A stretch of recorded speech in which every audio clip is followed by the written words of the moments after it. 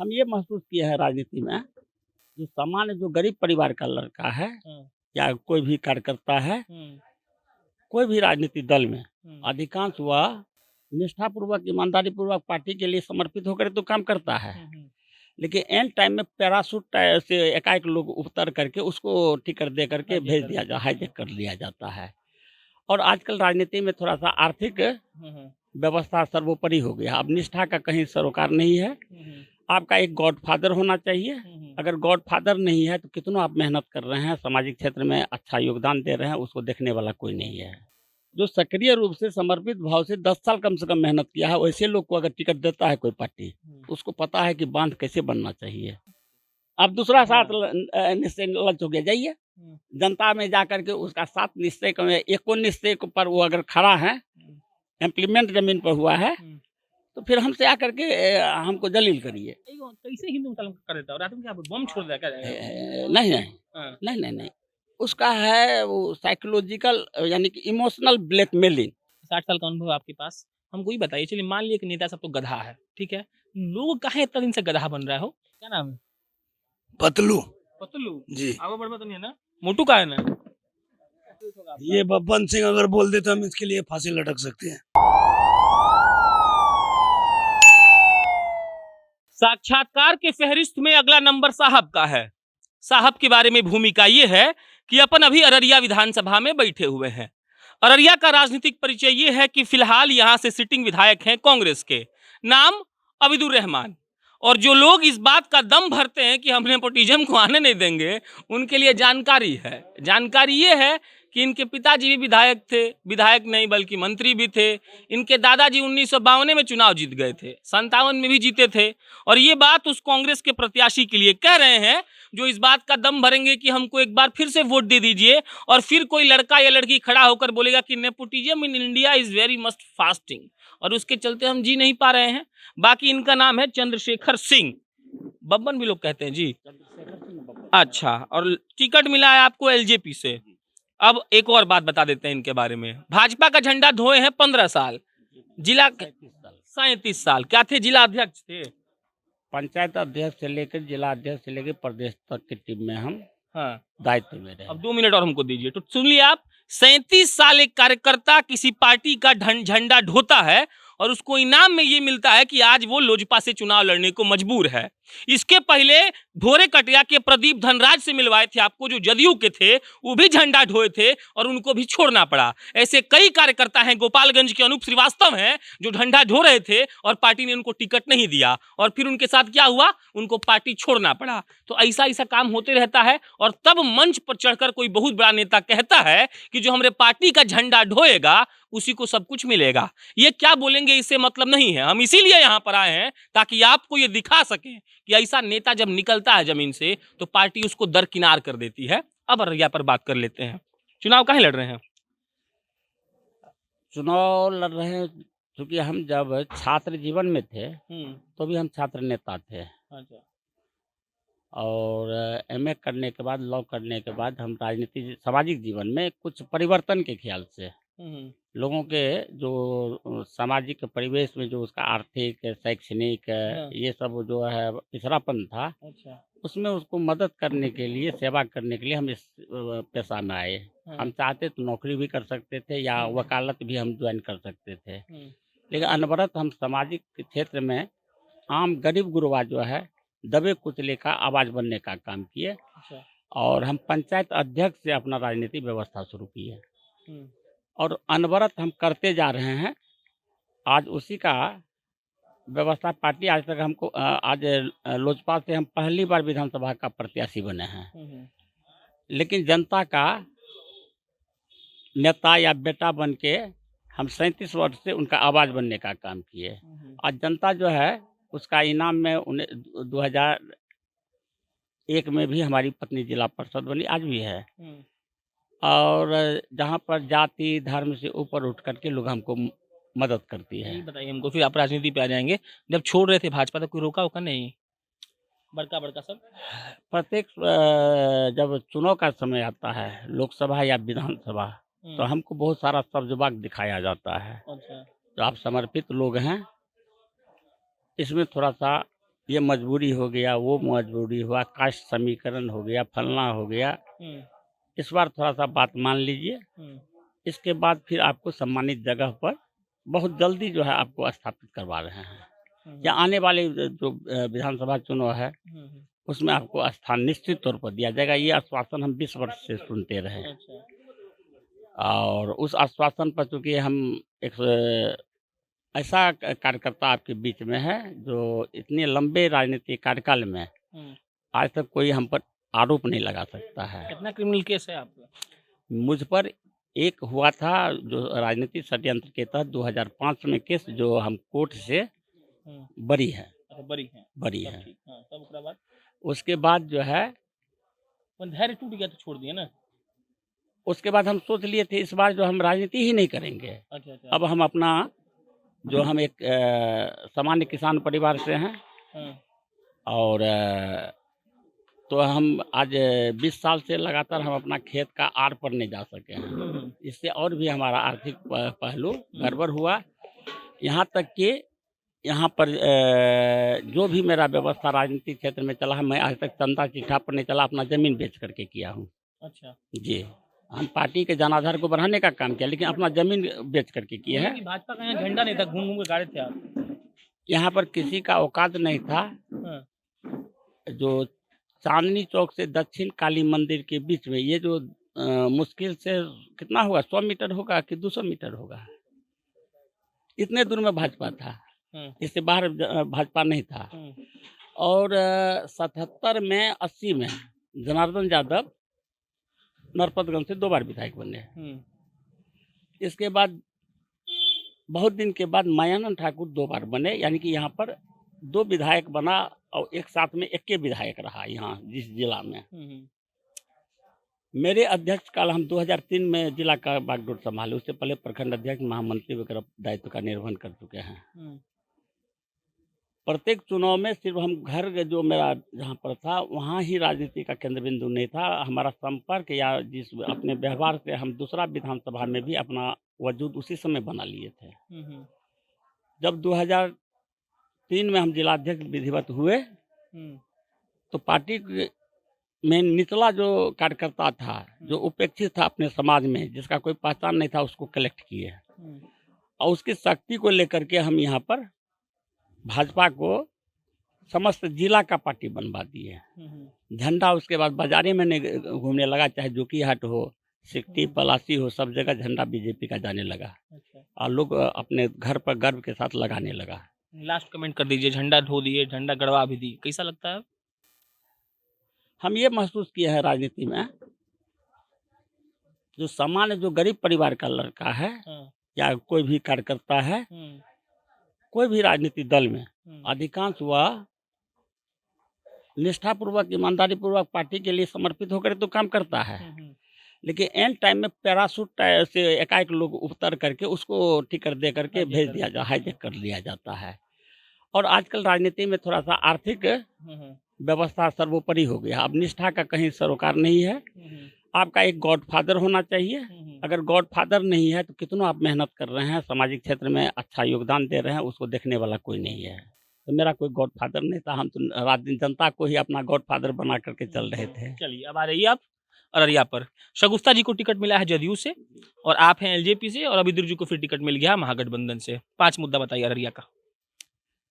सबसे महत्वपूर्ण मुद्दा है यहाँ पर बाढ़ का समस्या, जिससे यहाँ पर लाखों एकड़ जमीन इस जोन का जो है बाढ़ से क्षतिग्रस्त हो जाता है। किसान यहाँ का अधिकांश लोगों का जीवन का यापन करने का साधन किसानी। एक जगह पढ़े थे, हम पत्रकार हैं, पढ़ते रहते हैं, 8300 बार बांध बना है आपके कोसी क्षेत्र का, अररिया का नहीं, कोसी क्षेत्र का 8300, क्लासिकल वालों के लिए 8300, फिर भी टूट गया सर। अब मानिए आप भाजपा छोड़ दीजिए, पहले सवाल सुन लीजिएगा, मान लिया अभी आप छोड़ दीजिए, कैसन पार्टी है आपका जी?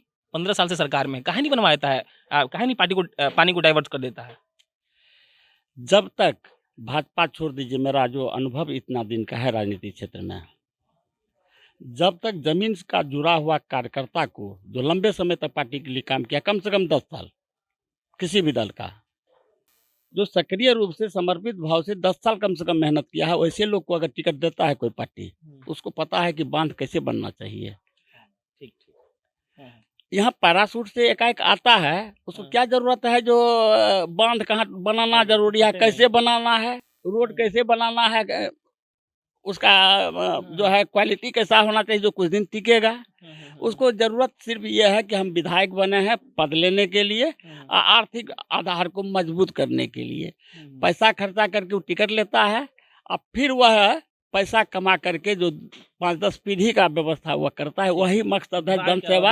जन सेवा उसका कोई मकसद नहीं है। दूसरा है यहाँ पर कोई भी शैक्षणिक, तो समाज का आधार होता है शिक्षा के आधार पर। एक भी यहाँ पर शैक्षणिक संस्था ऐसा नहीं है कि जहाँ पर यहाँ के गरीब फैमिली का जो बच्चा है उसका सही ढंग से परवरिश हो सके, शिक्षा मिल सके। जो आज के नीतीश जी कह रहे हैं हर पंचायत में विद्यालय बनवा दिए, इसमें कहाँ दो मत है। आप तो मीडिया से जुड़े हुए हैं, प्रत्येक पंचायत में जाइए, बच्चे से एक आध कॉमन क्वेश्चन कर लीजिए, उसका स्टैंडर्ड का पता चलेगा। हम खूब कर रहे हैं काम, जमीन पर दिखाई नहीं पड़ रहा है, हम क्या कर रहे हैं। परिणाम आना चाहिए, जनता के सामने दिखना चाहिए। एक भी परिणाम दिखा दीजिए हमको। आज 7 निश्चय का वो बात करते हैं, दूसरा 7 निश्चय लॉन्च हो गया ना, अब दूसरा 7 निश्चय लॉन्च हो गया। जाइए जनता में जा करके उसका 7 निश्चय का 1 निश्चय पर वो अगर खड़ा है, इम्प्लीमेंट जमीन पर हुआ है, तो फिर हमसे आकर के हमको दलील करिए। तीसरा शिक्षा के बाद, शिक्षा के साथ बाद यहाँ पर जो है सबसे महत्वपूर्ण विषय है रोजगार की समस्या। रोजगार जरूरी नहीं कि सरकारी नौकरी है। आज जो है तकनीकी ज्ञान के लिए तरह तरह से एनजीओ के द्वारा ट्रेंड किया जाता है, प्रशिक्षित किया जाता है।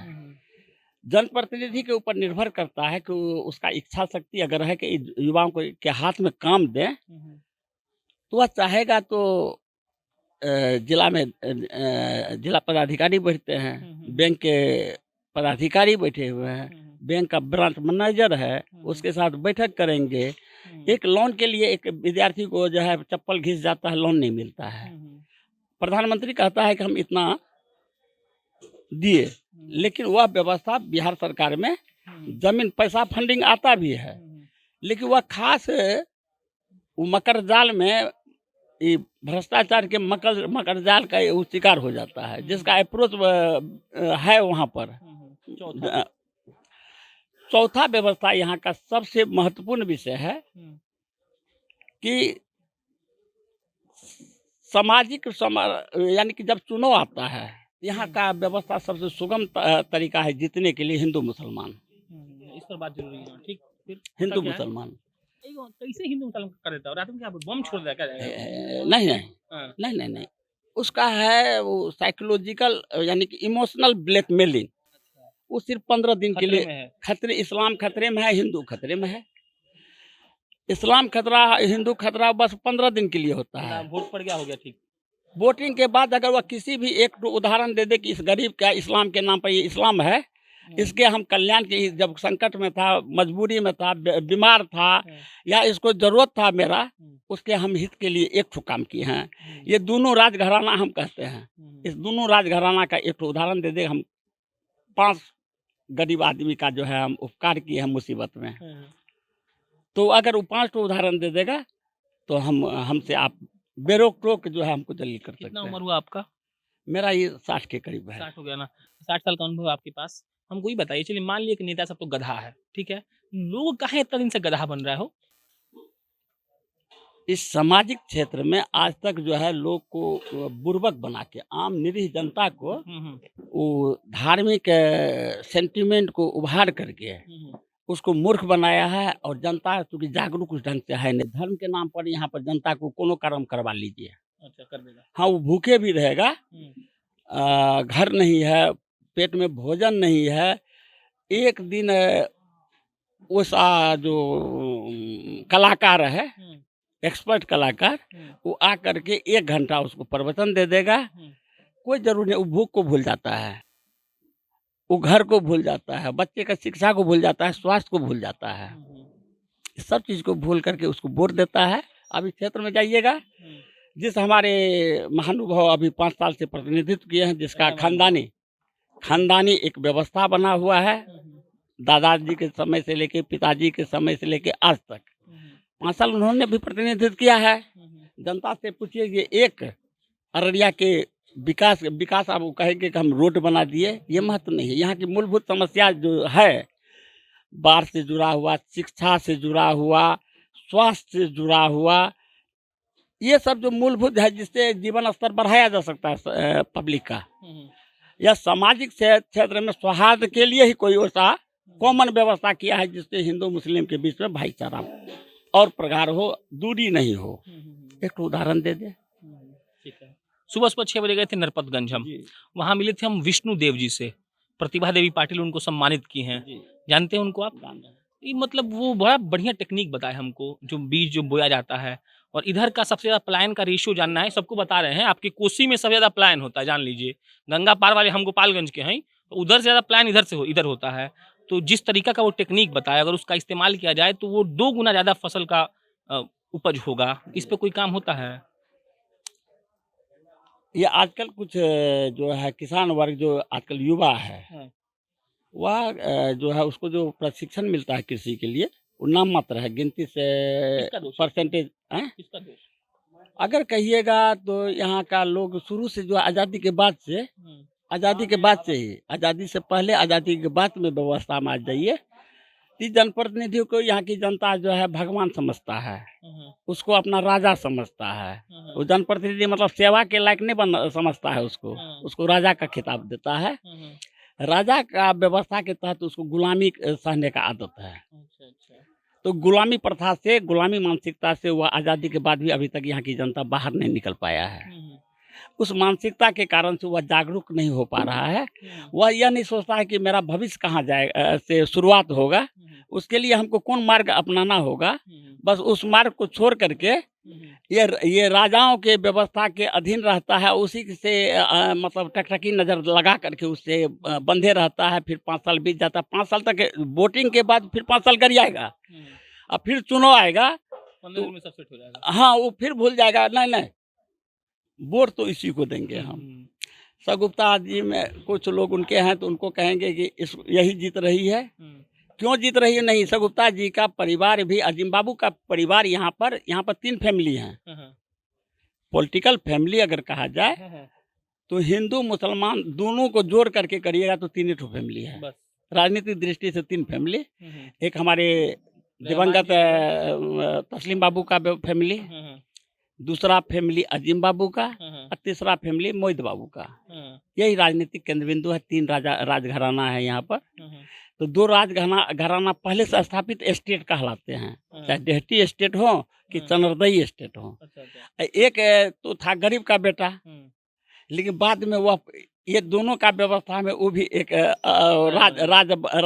राज बना दिया, वो भी उसी व्यवस्था में आ गए। तो अब आप अपना मतलब साम्राज्य खड़ा करना चाहते हैं? मैं अपना साम्राज्य खड़ा नहीं करता हूँ। जो आदमी 40 वर्ष तक, 37 वर्ष में पद पर रहा हूँ, 40 वर्ष से मैं इस क्षेत्र में काम कर रहा हूँ। बब्बन सिंह किसी व्यवस्था का मोहताज नहीं है। जनता भले चेहरा नहीं देखता है, लेकिन बब्बन सिंह का नाम पूछिएगा तो सब जनता कहेगा कि उसका चरित्र क्या है, उसका कार्यशैली क्या है, उसका सोच क्या है, उसका चरित्र क्या है। गरीबुआ का जो उदाहरण दिए हैं आप, वो भी जब स्टार्टिंग में निकला होगा ना, तो ऐसे ही बोलता होगा, तो हम कैसे मान ले कि बब्बन सिंह जीतने के बाद नहीं करेंगे बगैती? बताइए, अगर है जैसे बहुत सारे लोग चुनाव में आनंद फानंद में टिकट नहीं भी मिलता है तो निर्दलीय उम्मीदवार हो जाता है।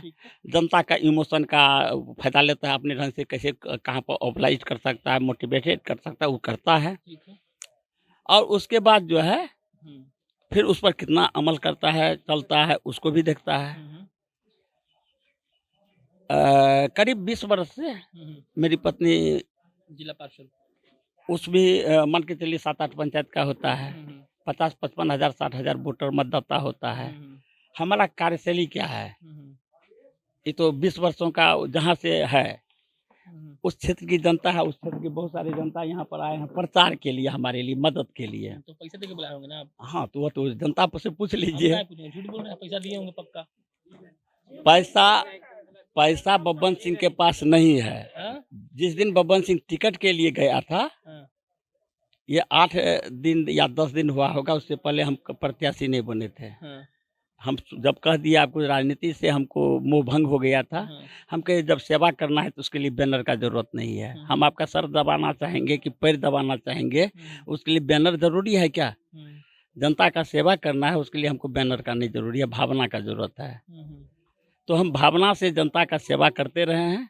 उसमें दल हमारे लिए बाध्यता न है। दल एक व्यवस्था था कि हम कुछ अच्छा सोच लेकर के यहाँ पर आए थे कि अन्य पार्टी में जाति को आधार बना के चलता है। यहाँ पर जो हम लोग को पढ़ाया गया था, जो यहाँ पर कार्यकर्ता बेस पार्टी है, यहाँ पर प्रतिभा के बल पर उसको चांस मिलता है। उसमें हमको नेतृत्व से कोई शिकायत नहीं है। जो परिवेश बिहार में चल रहा है, उस परिवेश में हम फिट नहीं नजर आ रहे थे। अच्छा। तो इस फिट के कारण से हम वंचित रहे। अनुभव हो गया, नेता बन गया, पिछले ऐसा बोल रहे हैं, लेकिन कोई बात नहीं। क्या नाम है? पतलू पतलू जी। आगे बढ़ तो नहीं है ना? मोटू का है ना? अररिया सांसद की हम रहते हैं। तो मत बताइए, बताइए कितना रुपया मिला है आने का? 2000? 1 रुपया नहीं, हम इनके लिए जान दे सकते हैं। कितना में? 54 नहीं, 54 में नहीं है, सही। उसको देखो आप। ये बब्बन सिंह अगर बोल दे तो हम इसके लिए फांसी लटक सकते हैं। इंटरेस्टिंग आदमी है जरा। और हाँ, क्या काम करते हैं? कोई काम नहीं, सांसद के हम थे।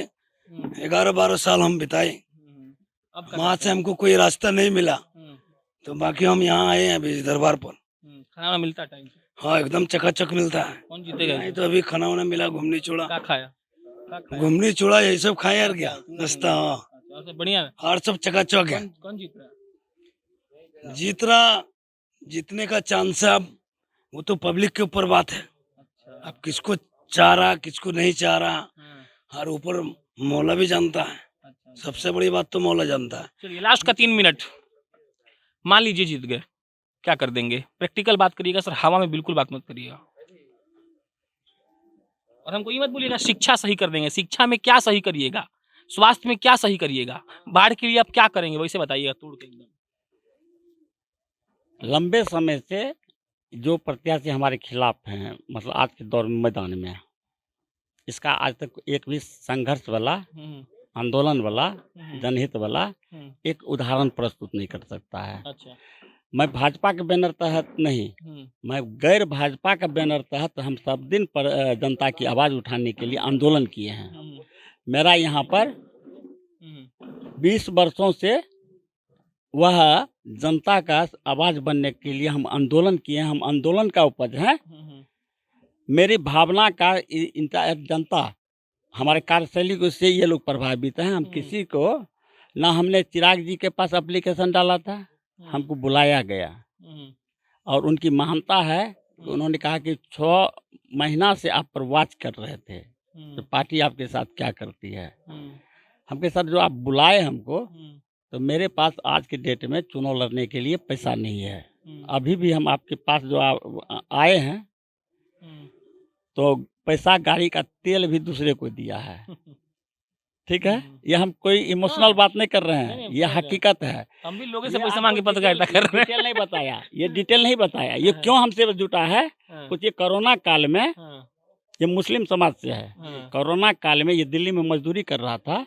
ये पहले भी हमारे हमसे जुड़ता था, जान पहचान था। कोरोना काल में फोन पर ये हमको बताता था, जो इतना लोग फंसा हुआ है दिल्ली में, इतना लोग है, गाजियाबाद में है, कि नोएडा में है, गुड़गांव में है, यहाँ तक उससे बाहर भी बेंगलोर में है।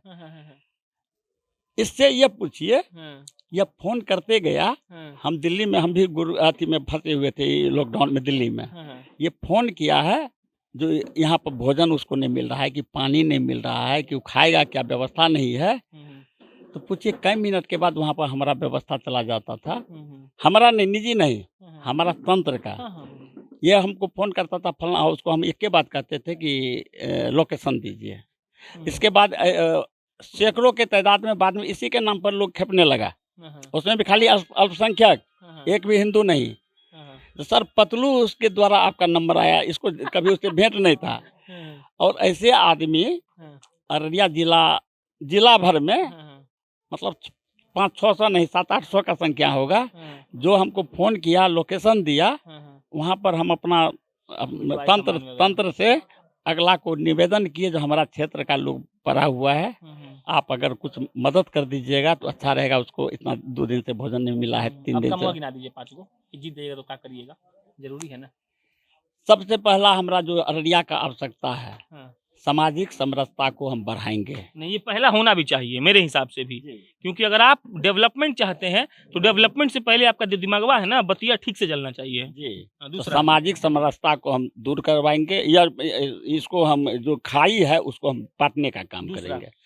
दूसरा है, सबसे पहला व्यवस्था जो हम बाढ़ की जो समस्या है, अभी तक जो खाना पूर्ति होते आया है 75 साल से लोग जो है भुक्तभोगी रहा इस है। बात का गारंटी दे रहे हैं कि आप कर देंगे? कर देंगे सर। अन्याय करिएगा तो? मैं सरकारी व्यवस्था से नहीं करवाएंगे। हाँ। सरकार क्या फंडिंग करेगा नहीं करेगा हम नहीं जानते हैं, हाँ। लेकिन हम जन सहयोग से हाँ। उस काम का नींव रखेंगे हाँ। और उसको पूरा करवाएंगे। गारंटी अपने दे रहे हैं? गारंटी अपने विधानसभा क्षेत्र में हाँ। हमारा जो है मुख्य जो हाँ। समस्या है उससे हम निजात यहाँ की जनता को दिलवाएंगे। उसके साथ हम भी टोकरी उठाने का काम करेंगे। अच्छा। और वह भी इतिहास रच करके आप आइएगा, चुनाव के कुछ दिन के बाद आइएगा। नहीं तो हम एक और बात है, हाँ, हम झूठा पत्रकार नहीं, हम सही में आ जाएंगे। आप कौन दुनिया में सर, बब्बन सिंह के विषय में पूछिएगा, जो झूठ भी बोलता है क्या? हाँ। जो बोलते हैं हाँ। वह करते हैं। तीसरा जो है सबसे ज्यादा महत्वपूर्ण है, आप कहिएगा शिक्षा। हाँ। शिक्षा की व्यवस्था के लिए बहुत युवा है जो श्रमदान भी देने के लिए तैयार है, बशर्ते कि आपका इच्छा शक्ति क्या है, आप क्या करवाना चाहते हैं। तो जब जिस दिशा में आप बढ़िएगा उसी में आपको सहयोग करने के लिए तैयार है। चौथा जो है स्वास्थ्य, सबसे बड़ा समस्या है। हॉस्पिटल में जाइए तो दवा नहीं है, डॉक्टर नहीं है, लोग को इलाज के लिए जो है बाहर भागना पड़ता है। इसके लिए हमको आंदोलन सबसे बड़ा हथियार है मेरा। सत्ता रहे चाहे नहीं रहे, जनता मेरे साथ है। तो हम सिस्टम को कैसे जगह पकड़ाया जाता है इसको हम डील किए हैं। कांग्रेस के कार्यकाल से डील किए हैं, राजद के कार्यकाल में डील किए हैं, भाजपा का 15 साल का कार्यकाल को डील किए हैं। तो सर इसका अनुभव है जो हम आपसे काम कैसे करवा लेंगे। आखिरी सवाल, अनुभव क्या कहता है, कौन बनेगा मुख्यमंत्री? बब्बन जी कौन बने? इतना देर लग गया, हम 60 साल के होते बता दिए होते अभी तक। हम इसलिए नहीं बता पाएंगे, एक नया विचार चिराग जी के नेतृत्व में शुरू हुआ है बिहार में। दिखा दी ईमानदारी पार्टी की। और वह विचार जो है बिहार की दिशा और दशा को चेंज करेगा इस बार, ये चीज को नोट कर लीजिएगा। तो हम एक और लास्ट सवाल पूछ लेंगे। आप कितना मतलब घाती हैं आप राजनीति के पार्टी लोग? भाजपा वाला कह रहा है कि हम चिराग का निर्णय चुनाव के बाद लेंगे, चिराग कह रहे हैं कि हम नीतीश जी को गोली मार रहे हैं, माने कि नीतीश जी बढ़िया काम नहीं किए हैं। एनडीए और साथ में चुनाव लड़ रहा था, नीचे से सपोर्ट कर रहे हैं, ऊपर से नहीं कर रहे हैं। आप पोस्ट मतलब इलेक्शन के बाद फिर कर लेंगे अलायंस, तो ये सब सही है जी? जनता को धोखा दे रहे हैं कि नहीं? जो हम विषय चिराग जी रखे का हैं, नहीं बात कर, सबका बात कर रहे हैं हम। और का विषय हम जो है वह आपको पहले ही हम परिभाषित कर चुके हैं। जो सभी राजनीतिक दल के, ये भी पूछिए कार्यकर्ता है, वो ये सब भी टिकटार्थी हैं। पूछिए टिकटार्थी हैं कि नहीं है? क्या नौबत भोगा है? पूछिए, उससे पूछिए ना, नाम पूछिए। हाँ पूछिए, नाम पूछिए और अभी तक का अनुभव पूछिए। इसके बाद पूछ लेंगे। मुख्य रूप से एक विषय जो चिराग जी इस बार रखे हैं, क्या रखे सामने, अगर चिराग जी को पद चाहिए था, सीट चाहिए था, तो उनको 30 सीट अगर पार्टी देता, 20 सीट देता तो 100% रिजल्ट होता। 28 को दे रहा था ना, 28 को 20 देता ना, तो 20 का 20 उसमें से इधर उधर नहीं होता, वो सीट आता। लेकिन वह जितना बड़ा एक विचार रखा है सामने में, और एनडीए से, बिहार के एनडीए से वो बाहर निकल करके जो विचार रखा है, वह अगर समझदार जो जागरूक लोग हैं उनके लिए बहुत बड़ा दिशा देने का काम किया। राजनीतिक समीकरण यहाँ का ध्वस्त कर दिया है। जो जितने भी उपेक्षित लोग थे किसी दल के, ज्यादा दिन तक सामाजिक क्षेत्र में सही दिशा में काम किए थे, मैक्सिमम वैसे लोग को घर से बुला बुला के टिकट दे दिया, चाहे वो राजद का लोग हो, जदयू का लोग हो। कितना पैसा में दे रहा है टिकट? बब्बन सिंह जैसे लोग को जब टिकट का, गाड़ी में पेट्रोल भराने का पैसा नहीं है। अभी भी हमारा बहुत सारा, आप जो बैठे थे तो हम अपने कार्यालय में गए थे, लोजपा कार्यालय में, इसी विषय का चर्चा चल रहा था, संसाधन। संसाधन, मैं भूखा हूँ, तो जो हमारा सहयोगी है वो भूखे खटेंगे, उसी को हम मानेंगे ये मेरा सहयोगी है। जो कहेंगे कि आप भूखे हैं तो हैं, लेकिन हमारा पेट भर दीजिए, वो हमारा सहयोगी नहीं है। और आप सबका परते पूछिए, आपको विश्वास नहीं होगा, आपको लगेगा मैनेज। यहाँ पर ये जो व्यवस्था है ना, अगर उसका ओरिजिनल पूछिएगा तो ओरिजिन उसका जो है किसी न किसी दूसरे तीसरे दल से जुड़ा हुआ है। यहाँ पर जो भी लोग खड़ा है वो बब्बन सिंह के लिए खड़ा है। उसका स्टेटस क्या है, वो कहाँ से आया है, मैनेज रहेगा तो लोकल मैनेज रहेगा, जो वोट के आधार को ग्राफ को वोट के ग्राफ को जो है अपने पक्ष में दिखाने के लिए करता है। यहाँ पर दिखावटी व्यवस्था है ही नहीं। 9वां या 10वां दिन हो गया, हम 19 को नामांकन किए हैं। आज क्या तारीख हो गया सर? आज हो गया 27 कई दिन हो गया? 8 दिन हो गया। 8 दिन। इसमें से पूछिए जो हम संसाधन किसी को, जब हम गाड़ी नहीं चला रहे हैं, मोटरसाइकिल हम नहीं चला रहे हैं पैसा के अभाव में, तो किसी को पैसा क्या दे सकते हैं? अगर देना ही होगा तो हम गाड़ी में खर्चा कर करके उसी पर बैठा के उसी का मोटरसाइकिल हम चलवा देंगे क्षेत्र में ना, हैं? लेकिन इतना नोट कर लीजिएगा, इस बार राजा और रंग के बीच में लड़ाई है, और रंग की इस बार स्थापित होगा। बिना पैसा का वह चुनाव लड़ करके समाज को ही दिशा नहीं देगा, राजनीतिक दलों को भी दिशा देगा कि तुम जो खोज पैराशूट से लाते हो ना, वो पैराशूट को जनता स्वीकार करने के लिए तैयार नहीं है। ये आखिरी लाइन बहुत दमदार था। तलिया हम काट देंगे जो भी बजाया है, क्योंकि हम बहुत गंदे इंसान हैं। बाकी आखिरी लाइन उठाना एकदम कचोट देगा उन नेताओं को जो इस बात का दम भरते हैं कि हम कैंडिडेट दें तो वो जीत जाए।